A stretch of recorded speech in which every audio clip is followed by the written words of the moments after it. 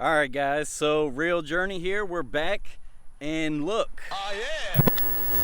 We got a new pond to fish. I've never fished here, and the sun is up in the air. We only have about an hour and 15 minutes before the sun is gone, and it's been a hot day, so it's probably been a tough bite, but this is about the time that they'll probably start biting a little bit. They'll get that dinner bite.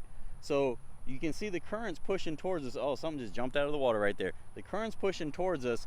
So plankton usually gets pushed from one end to the other and the bait fish follow. So when that happens, the bass follow them. So the odds are there's gonna be some fish stacked up on this corner. I just saw something jump. They just built this. This is man-made like a couple years ago. So I don't know how big the bass are gonna be in here, but we're gonna try and find out. I haven't posted a video too recently because I just got this GoPro Hero 8 and I've been doing some testing with it. And I actually went out to a little pond that I've never fished before. It looked like there's no life in there, so I was playing with some settings. I'm casting around. And sure enough, I catch a 5+ pounder. Shot was overexposed. It was like too bright. So I'll show you that now before we get started into fishing, just because it's a 5+ pounder, you know. I think you guys should see it. All right, check it out. Slipping on rocks. Oh, got one. Oh, it's a good one. Oh my goodness. What the heck is this? Oh, it's a big bass. It is a big bass. Oh, get over here. Hoo-hoo-hoo. Holy cow. 5.22. 5.22.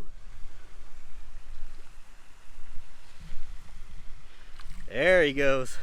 Woo! It literally says I have 0% battery left. Because I already have a 5+ pounder in this video, I'm gonna take it easy. I'm gonna throw what I wanna throw, and I wanna go back to old school. I used to throw a stick bait 24/7. I'm not gonna go back to that, but I'm about to throw a stick bait around here with a little bit of weight on it because we have a little bit of wind, and it helps having a little bit of weight on your lures when you're throwing into the wind. All right, let's go fishing. All right, so I got myself a small bullet weight. I'm not even sure what size that is exactly. I want to say 3/16, but it might not be that much. It might be. Anyways, black and blue 5-inch stick bait, and I got a round bend hook on it. I actually prefer the extra wide gap, and if you talk to any pro, they'll tell you you gotta use the round bend. But the problem with the round bend is when you hook into a fish, it absolutely destroys your bait. And I'm cheap, and actually I only have a couple of these, so I might not even be throwing this very long. Everything's probably getting pushed down here, but because it's, yeah, I just spooked a ton of minnows, so everything's getting pushed down here, but it doesn't mean that they're all the way up against the coast. I mean, you got to remember, in the shallow water, it's typically warmer unless there's shade there. So because everything's exposed here, the deeper water, the bass are usually hanging low to the ground in a little bit deeper water. Oh my goodness, this goes around another corner. How big is this body of water? All right, so as you can see, that sun is going down pretty fast, so I'm gonna tie on a moving bait, and I want to explore the rest of this body of water. So I'm gonna move a little faster with a moving bait, make more casts, cover more water. And I have never been here. I didn't realize it was this big, actually. So yeah, I'm gonna tie on a moving bait, and let's get to it. All right, so I have a rooster tail. This is a 1/2 ounce inline spinner, all white, silver blade. And this is probably the most underrated bass lure in the world. It's the most underused, underappreciated, you name it. But I'm telling you, when you get the right conditions, this is one of the best lures in the world for catching bass. And I'm not even joking. But the problem is I have this on a 7'3" heavy. Normally, I would throw this on maybe like a 6'10", medium moderate, you know, something with plenty of bend for these treble hooks. So I just felt like throwing it. I'm in one of those moods where, I'm not gonna sit there and care what people say. Sometimes when you're making videos, it's like one of those things you're like, well, I can't do that because you're not supposed to do that, and people are gonna rip you apart. I don't care, man. like I know how to use this bait, so I know I'm not using it correctly, but hey, I'm gonna do it anyways. And there's some things. Oh, got one. Oh, I lost him. Some things you can do to help yourself out, and I wish I did it before I just got a bite. Set the drag, that's too loose, but set the drag pretty loose so you hook into a big one and help absorb it. When you do get a bite, kind of drop your rod a little bit, which is definitely hard, and definitely sweep softly into your hook sets instead of jamming them like a jig or something. But this is definitely not the right rod setup, I will tell you that. But you know what? I'd just like to feel a bite, man. I walked around this whole place fishing that stick bait, didn't get a single bite. And yes, I have other. Dang, there's something right there. I don't know if it's bowfin or what. Of course, I tie this on though, and like all the ripples that were on the water like disappear. The wind completely dies down and stops. Oh my goodness, man.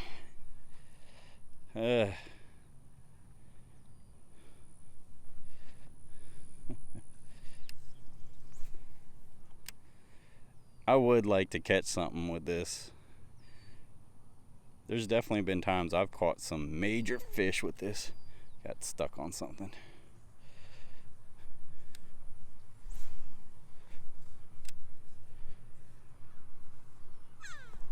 Oh, got one, got one, got one, got one.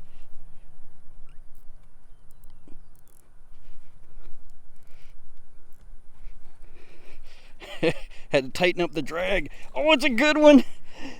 Told you don't doubt the inline spinner. Oh, he's pulling drag because he's a freaking monster, baby. Woo-hoo-hoo.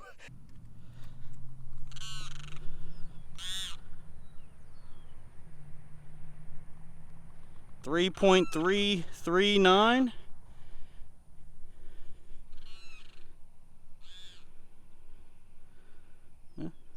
3.4. Not bad. Dang. Not a bad bass right there. Not a bad bass. 3.4? Not bad.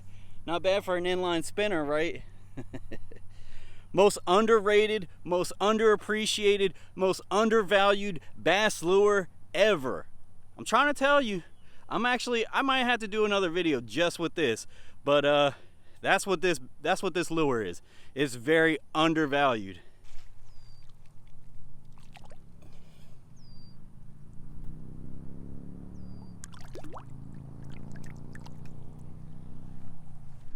Woo! All right, now let's catch another one. Normally you want to these birds, man, oh my goodness, I don't know what they are, but if they were in hunting season and I don't even hunt, I'd be hunting them right now. They're annoying me.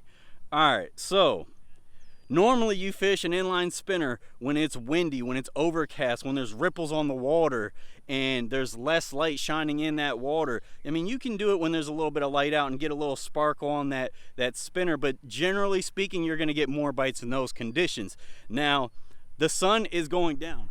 You can't see the sun. We still have light out here, but the sun is actually down. So that makes it like overcast conditions. So, hey, it's gonna be good for another 5 minutes until the sun's down completely. So let's try to catch another one, right? All right, so the sun is down. I did not catch another bass, and I actually got my inline spinner hooked on like a log that was underneath the water. I mean, if you look in here, this is nothing. There's no trees, there's no nothing.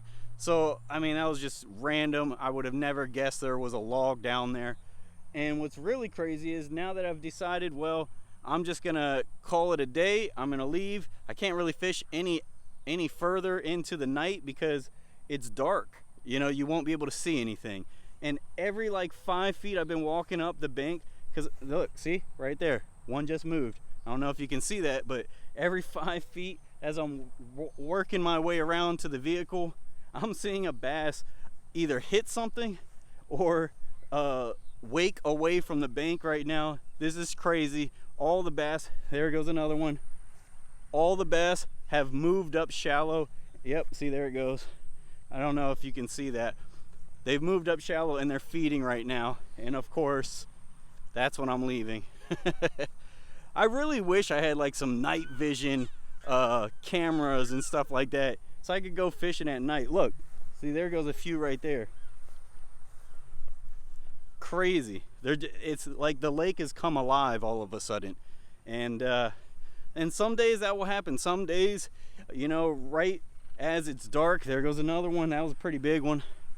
And right as it gets dark, the bite will really start getting good. Sometimes it's right before it gets dark, but it's been so hot lately, and it was so hot today that it doesn't surprise me that the bite isn't getting good until it's dark, when it's much cooler and there's a much better temperature drop and the water gets cooler and they move up shallow where the water's typically warmer, and so they're staying in deeper water during the day. They're staying comfortable, and now that the shallow waters become a little cooler, they're like, all right, now it's time to eat, and they're coming up and busting on all this bait fish that's up shallow. So we're missing out on a good bite.